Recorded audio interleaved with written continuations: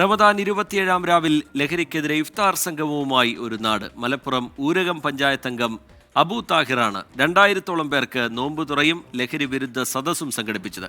പാണക്കാട് സാദിഖ് അലി ശിഹാബ് തങ്ങൾ ഉൾപ്പെടെയുള്ളവർ പങ്കെടുത്തു. സമീർ ബിൻ കരീം തയ്യാറാക്കിയ റിപ്പോർട്ടിലേക്കാണ് ഇനി.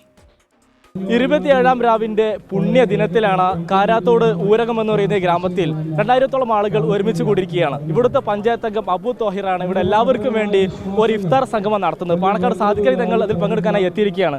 റമദാന്റെ ഏറ്റവും സുപ്രധാനമായ ഒരു ദിവസമാണ് ഇന്ന്. 27-ാം രാവ് എന്ന് വിളിക്കുന്ന ലൈലത്തുൽ ഖദറിന്റെ ഒരു രാത്രിയിലാണ് ഇപ്പോൾ നമ്മളിവിടെ കൂടുന്നത്. സൽപ്രവർത്തനങ്ങൾക്ക് 1000 മാസങ്ങൾ നമ്മൾ ചെയ്യുന്ന പ്രതിഫലമാണ് ഇന്ന് നമുക്ക് ലഭിക്കുന്നത്. അപ്പോൾ ആ ഒരു സുദിനത്തിൽ വളരെ നല്ലൊരു കൂട്ടായ്മ, ഒരു കൂടിയിരിക്കുവാനുള്ള ഇഫ്താർ സംഗമം ഇവിടെ സംഘടിപ്പിച്ചിരിക്കുകയാണ്. റമദാൻ നൽകുന്ന സന്ദേശവും ഇത് തന്നെയാണ്. ലഹരിക്കെതിരായിട്ടുള്ള ഒരു പോരാട്ടം കൂടിയാണല്ലേ? സ്വാഭാവികമായി ഇപ്പോൾ അടുത്ത കാലത്തായിട്ട് നമ്മൾ നടത്തുന്ന ഏത് പരിപാടിയിലും അവിടെ മുഖ്യ സംസാര വിഷയം ലഹരി തന്നെയാണ്.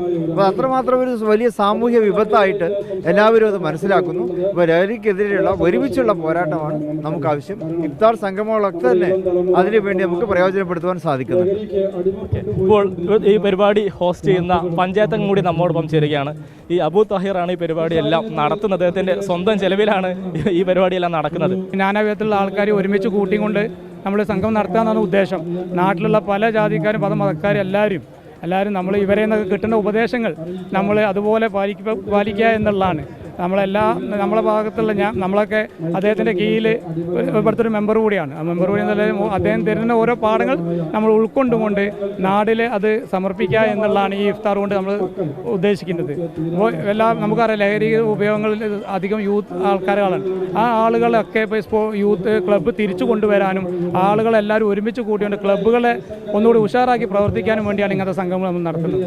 ശരിക്കും മഹത്തായ ഒരു സംഗമം തന്നെ നമുക്ക് പറയാൻ കഴിയും. കാരണം അത്രയധികം ആളുകൾ ഒരു കുടക്കീഴിൽ ഒരുമിച്ച് കൂടുന്നു, എല്ലാവരും ഒരുമിച്ച് നോമ്പ് തുറക്കുന്നു. അതും ഈ ഇസ്ലാം മത വിശ്വാസികളുടെ വിശ്വാസപ്രകാരം ഈ 27-ാം രാവിന്റെ പവിത്രമായ ഒരു രാത്രിയിലാണ് എല്ലാവരും ഒരുമിച്ച് കൂടുന്നത് എന്നുള്ളതാണ് ഏറ്റവും ശ്രദ്ധേയമായിട്ടുള്ള ഒരു കാര്യം.